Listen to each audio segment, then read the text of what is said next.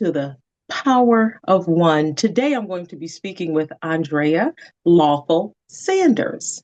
And yes, lawful is her name, so you know she's bringing the truth. She has a podcast called A Lawful Truth. Welcome to the show. And thank you for having me. Tell the viewers a little bit about, no, let's do a lot of it, about your radio background and your podcast background. Oh, um, it's a loaded question because I had no dreams of being in radio, not a one. But I do know I love to write. I do know that I love people, and I do know that I love helping folks any way that I can.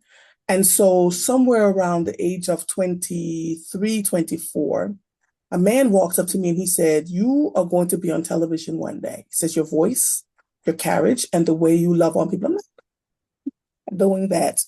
And so that was not in my bailiwick for many, many years. And then right around 2012, 2013, 14, maybe, because the years are jumbling together now, Chris Norris, who used to work be at WRD as a radio show host, called me one day and he said, "Look, you've written for Good Men Project." I was one of the first few, actually, I was the first Black woman to write for goodmenproject.com. And he said, "I just really would like to have you as a co-host with me some mornings, or to just kind of join me for a segment." And we did that. I really enjoyed it. And then Michelle Lawrence called me in 2016 and said, "I'm starting a thing called Michelle Speaks. I'd like you to come on and talk about relationships, the relationship you have with your husband." And so I did that every month, once a month.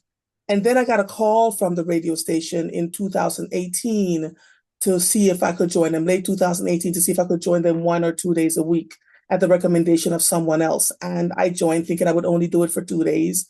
And then it became 3 days. And then it became 5 days. And what I found was that the people really enjoyed the authenticity. This was not me coming on the air and lifting my mug and talking about something that meant nothing to them, but it really was just about hearing what they had to say. Every time I would get on the air and somebody would say, they started calling me mother. Mother, we can't, this is not happening at the nursing home. I would call the nursing home. I would show up at the nursing home and I would get the people to come and I would go into their communities, after I got off the air, to just talk to them and meet with them. Because Philadelphia is a set of neighborhoods. I've never seen that like it in my life, right? And so I would go to the different, and I wasn't being paid for this. It was just my general love for the people. And that took off. So by the time I left the radio station in 2024 and started my own media company, which is called A Lawful Truth LLC, those people followed me. I got the and I'm looking at my data. People are watching from around the world. My numbers are climbing. I'm not advertising it per se. I keep saying, if I build it, when they come, they will stay. Right? So this is not about getting clicks, but really about doing the most authentic piece of it. So that's how I ended up in television, and not television. Well, television and podcast and radio. That's the shortest version that I can give you right now. Okay. And you said they will call you mama. Muva, MUVA. My mentees, I have a group of mentees that I call my diva daughters. They range from 27 to about 42. I've been mentoring them for years and years and years. They're all doing well now in business and industry, but they nicknamed me Mova, MUVA, Mova. Mova. Okay, I love it. Well, I just want to let you know, now you have another adopted diva. Is that what you called it? And I will be the oldest baby, so I'm 54. So just know Yes, it's not open for discussion. I'm sorry, but I will now be added on to the list. And I listen now. I've changed in my old age. So I will be obedient and I will listen because I understand the Can power I tell you of something? great mentors. I will say that. You know what I mean? So you and I Absolutely. have this lawful conversation. I am a Yeah. sister that truly understands that in order for me to grow, I have to be connected to educated, powerful, positive Yeah. people. that will help me grow. I'm not intimidated by them by no means. I Okay. don't backbite. I'm not going to talk about you in a bad way. That's not me. But I understand for me to grow, I have to be under someone that I know. And I speak about this all the time. I do not idolize or want to be like Come somebody on, on girl. TV. I don't know those people, but I And, do know, and I always talk about my mama and my daddy. I mhm, want to be like my mom. My daddy is my Superman, and my yeah. mama's my Wonder Woman. Because I Hmm. know them, I know their character, and they're good people, and they give back. They've always given back, and they always help people. That's who I want to be like. You know what I mean? So I know them, and that's for all the viewers. Don't look at these people on social media. Don't look at these people on the TV because you do not know them. So now you have real conversations.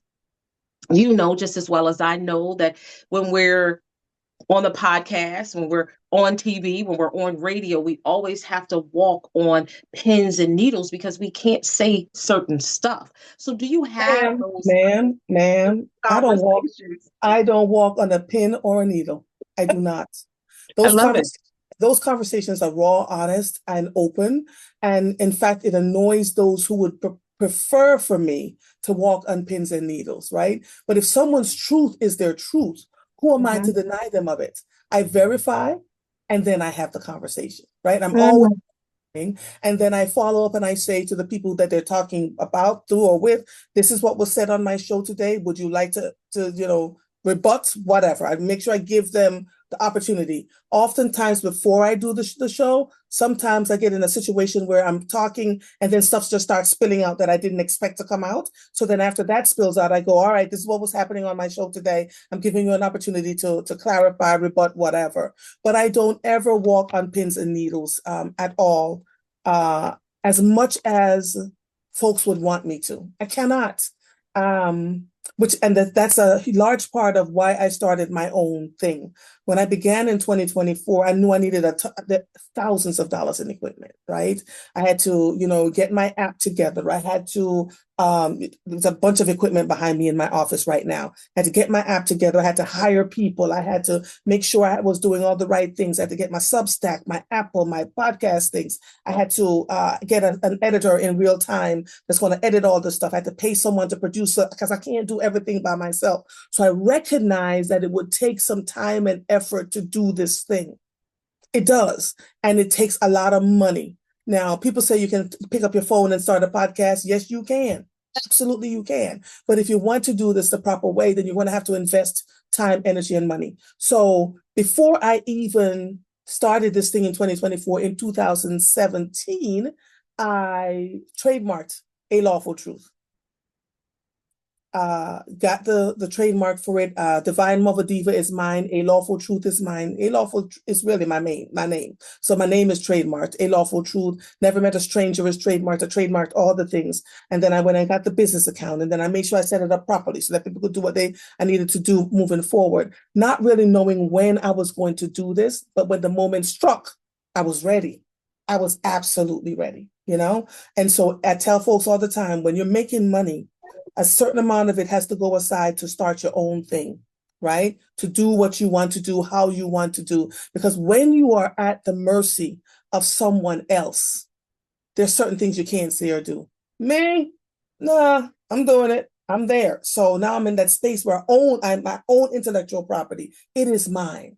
It is mine. So the morning show, Mornings with Marvel, comes on 6:30 to 7:30 every morning. There are over 200 videos in the year, right? Because Monday through Friday. And then the A Lawful Truth podcast, I'm going into my fourth season in late January, early February. And we just did it. We just closed our eyes and said, all right, let's do this, right? It's important to have a small team of people. So I have a small team of people that will sit with me and say, what do you really stand for? So we're in my living room right now. You see all these papers all over the walls. Who are you? Where is your impact? What are you doing? How are you doing? And it was those same mentees who walked up to me in 2013, 14 and said, just like you said, I'm not asking, I'm telling you, you're going to mentor me, right? I was like, I don't do girls. They're like, well, you're going to do us. I know that's right. so that's where we began. And so God has been really, really good to me. I've a lot of things, but I don't look down on any of it because all of it were lessons that I needed to learn Hmm. and grow Hmm. from, you know? Yeah. So how do you decide, or what your guests will look like for that week? Do you look at what's going on in the world?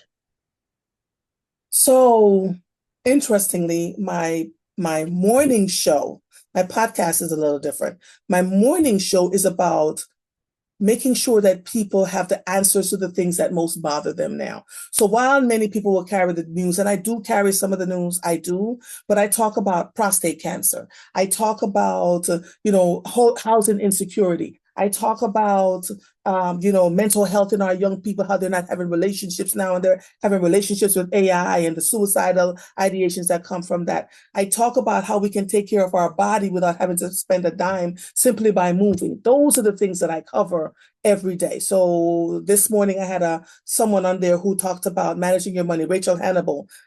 She's a money coach, and she taught people how to save money, how people are underbanked. A lot of people don't have bank accounts, a lot, right? And they use Cash App and Venmo and all those other things to manage their money. So that's the crux of my show.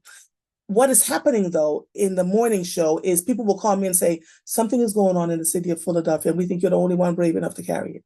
Mm. Will do my research and I can't tell you if that happened at the radio station and it's continuing to happen now. People will call and say, I know no one else is going to touch this because they're afraid of the powers that be. But like you said, Melanie, when we don't hero worship people, right? This is not Mhm. about the egos. It's not about the titles. It's about lives being impacted. So I don't care if you don't invite me to your muckety muck, whatever, whatever. I don't care. I don't want no parts of it. In fact, you will not see me at many of those things. If I am there, there's a reason why I am Mhm. there. I extrapolate what I want, and then I go on about my business, right? People believe that once you hero worship them and take the pictures, that you can't say certain things or you can't hold them accountable to certain Mhm. things. Mm-mm. Nope. Okay. I love it. I absolutely love it. So I will say that I am, and I have been fighting for carjacking victims and victims who had their cars stolen for years. So I'm coming to you now. I've had the conversation started with many elected officials. President Kenyatta Johnson and his team have been nothing but amazing to me now. But I discovered there's a city code, and if cars are taken on a paid lot, they're only supposed to be charged so much. That's not happening in the city of Philadelphia. And with my carjacking victims and victims who have their cars stolen, they are basically slipping between the cracks because I cannot file a claim for them through victims' compensation to be able to get their money back because it's property damage. So I am hitting a brick wall to where I can't get anywhere, and I want to have the code eliminated. So I might need your help, but I've been fighting this fight for 5 years now because of a gentleman by the name of Raymond Mason. And yes, he said I could say his name. Raymond Mason was carjacked in the city of Philadelphia in 2020. Not only was he carjacked, he was rolled over his car by the carjackers. He was in a hospital for a month and about 2 weeks. He got out the hospital, received my letter from Northwest Victim Services, and said, I'm trying to get my car off of this paid lot. Now, the Philadelphia police was trying to get in touch with him, but he was in a hospital. Now, I'm not saying anything bad about law enforcement. I love all four of my police districts that I work very closely with, the 5th, 14th, 35th, and 39th. He called the tow truck company, and the tow truck owner told him, if you do not get your car off my lot today, it will be sold. I called him. He's very nasty to me. And he said the same thing. Raymond lost his car. But carjacking victims and victims who have their cars stolen are faced with this very issue every day, all day in the city of Philadelphia. So I am coming to you with my fight, and hopefully you will stand with me and we will make a difference in that area. I am going to share my producer's email with you when we get off the air, Okay. and he'll get you one. Yeah, I didn't realize this was such a big thing, It's but a in huge focus, issue. listen, listen. It's, my husband would always say to me, I'm retrofitting your car to have things to make you safe when these kinds of things happen. He's always saying this to me, and I've always said to people, be very careful when you're out driving. We as women will stay in our car. I've been very guilty of it. I get to the house and I'm like, ooh, and I sit there. I have to be aware of my surroundings at all time. I've been having those conversations with folks, but I didn't realize that it was that bad. So we'll have you on in a week or so. Okay. That Okay. sounds good. I love it. So, young ladies who look like you and who look like me, speak to them and give them some very powerful and inspirational words if they're thinking about going into television, into radio, or having a podcast. What positive message would you have for them? It is way easier to do it today than it was back then. To get into radio and television, most of the times you have to go to school and have a certain degree in journalism, which in fact has caused quite a bit of issue in recent years with those with journalism degrees that, you're really not a journalist because you don't have a journalism degree. So here's what I'm going to tell you. Learn as much as you can about the business, and that's real easy to do. Follow the broadcasters who you would like to aspire to be like, right? Ask questions, show up in events where they are, and see how they carry themselves. Not only how they carry themselves, but what is it that they do and don't do. For instance, if you're going to tell a story, tell the truth as much as possible. Do not give your damn opinions. Opinions are like, I started to cuss. Opinions don't really matter unless you have the data. And if you don't have the data, you say it is alleged that such and such and such and such, right? But get as much information as you possibly can before you jump out and say something. If at any point you are unsure, I'm going to use a Jamaican colloquialism, keep your mouth. Just don't say anything until you're Mm. absolutely certain, right? When you go out to do your work, a clean face. For me, I have signature outfits because I design everything I wear. So most of the times I have on something ridiculous, but I've learned to, when I'm on the air, temper that in some way. And I wear a lot of black when I'm on the air. So, to keep it clean, I wear a lot of black. See, when I just said, try not to say, a whole lot. Try to keep that out of your conversation. Make sure you ask your listeners, if you have a following, say to them, what would you like to hear from me? Don't just talk about what you want to talk about, but ask them. And whatever they tell you, you do that. Because the people who are loyal to you will continue to grow your audience, and you'll look up and there's millions of people following you. If you're going to if you're aspiring to have people to follow you so you can make money from your social media following, make sure that you talk about things that matter, not just about the air jet that's coming down and Diddy and whoever else. I don't talk about that. I'm just not someone who will do that because my audience does not want that. So I listen to them and I cover the topics that matter to them. And if you are really good at what you do, 5-year-olds will get up with their mothers and listen to you in the morning. Right? I found that quite a bit. 5 and 8-year-olds, and they were like, my son or my daughter. I'm like, wait, what? Thank God I'm not cussing. But you just have to always remember that there are always some people, a bunch of people listening, and you will have your detractors, but do not let them be the main focus. I never understood leaders who kept saying, I got haters. Why are you giving your haters so much airtime? Mm-hmm. You know what I mean? Just ignore them. Don't even fall prey to it. Walk into the positivity wherever you can learn. Always learn. Never be afraid to apologize when you are wrong, because we are always at some point wrong about something on some level. And listen to your audience members and listen to your guests. This is not about us who are doing the interviews. It's about the guests that are on. So listen to your guests, and you will find that people will want to talk to you over and over and over again, but it is absolutely doable. If you're going to use a particular name for your show, trademark it. If you can't afford to get a lawyer to trademark it, write the thing, the whatever the name is, put it in an envelope and mail it back to yourself. Do not open it. from the time you decide you want to use this name and do not open it. It's called the poor man's trademark. So if you ever end up in court and someone says cease and desist, say, I did this thing and I put it in this envelope and here's the postal mark for it. And I never opened it until somebody called and said AYZ, AYZ. You know what I mean? Understand that you're going to have some lean days, but those lean days only make you stronger. And you'll look up. Hard work really yields great rewards after a while. Just keep doing the work. Hold your head down and do the work, and everything else will fall into place. I love it. I love it. So one thing you said that really touched my heart. All of it touched my heart, but it's tell the truth. I have a mother that I have been working with for years, and actually she worked for Northwest Victim Services. But by the time I met her, her 15, was he 15, 15, 16-year-old son was actually shot in the head and killed. But the other mother was saying she went on the news and she was saying that her son was bullied.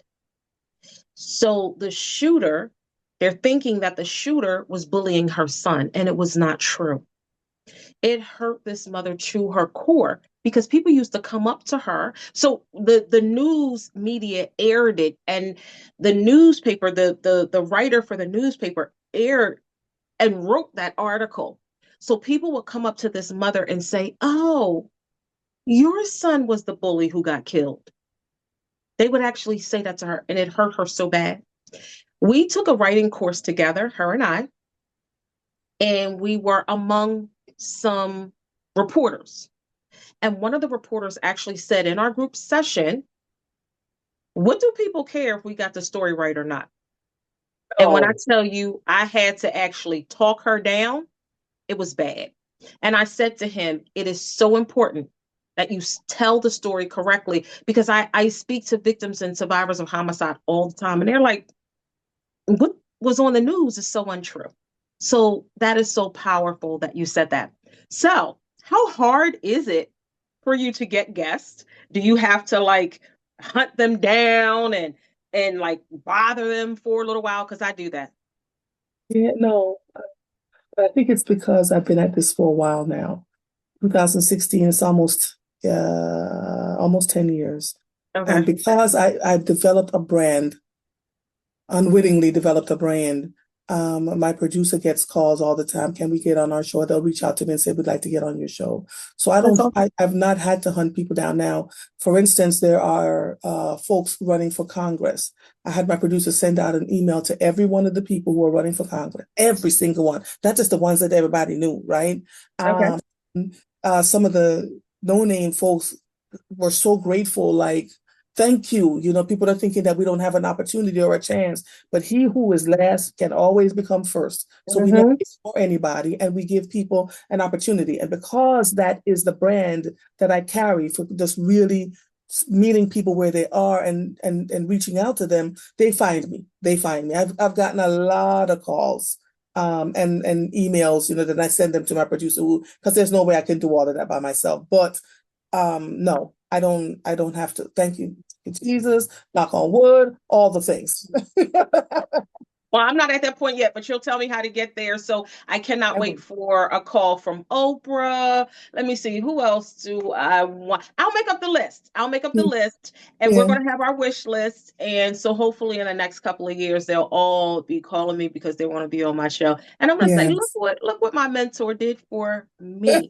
So I thank you. Yeah, I do thank you. I look forward to working with you. I am so glad that I met you thank at you. Grace Baptist Church. And see, when Wait, I say hunt down, I mean like hunt down like that. But here I am on a panel with you, and we're with D.A. Krasner. But in my mind, I said, okay, this is a powerful sister, and I want her on my show. So you see how, look, you were still talking, you were still. You were still doing what you needed to do in front of those church folk, but I slid my piece of paper right over by you. I said, put your number and everything right on down there, what you did. And I said, I will connect with that sister later. Melanie, you want to hear something? I just Yeah. left Grace Baptist Church about 40 minutes ago. Did you? I went to pick up some um, menstrual things for women in Jamaica, the washable pads, and I Mhm. got over 300 of them. And I was standing there with tears in my eyes. How fortuitous that that's how we met, and that's where I was this morning on my way back, Yes. so that I could have this conversation with you. That there's so much kindness, so much giving to folks everywhere, and that we could learn so much, that these pads, these washable pads that are absorbed, can stop us from getting all kinds of cancers. Cancers are on the rise, but because we're so accustomed to disposing of everything that we use, despite Hmm. the stuff that's inside of them. So it was meant for me to be at Grace this morning, because that's where you and I met. And I'm grateful So to true. sit and have the conversation with you. We will continue to talk, my Yeah. sister. And any way that I can be supportive, I will. I need to let you know, though, that what's going on in this country is wearing out my soul. That's the other part I want people to know. If you're going to do this and take it seriously, like you're with the victim services, so you see and hear all kinds of crazy things every day. For me, it's covering parts of the news like immigration, what that means to my people, right? That African Americans are being deported, African Americans are being put in ICE detention centers. We're not talking about these things. That journalists are being accosted because they may say something that this government does not agree with. So this work is not for the faint of heart, but if your Hmm. heart is in it and you do it with fidelity, everything else will come. I agree. And another beautiful part about us connecting is on those hard days, all you have to do is call me, and I will do whatever I can to help lift you up. And remember your self care because it's extremely important and we need Amen. you. My sister thing. I'm going to remember that, because, Lord, I was running like a chicken with my head cut off. Yeah, it's so important. But thank you so much for joining me today. You're welcome, sister. All right, we'll talk soon. Thank you so much for joining me today. It is so important for you to follow your dreams and for you to help others. Remember, the sky is the limit. Peace and love.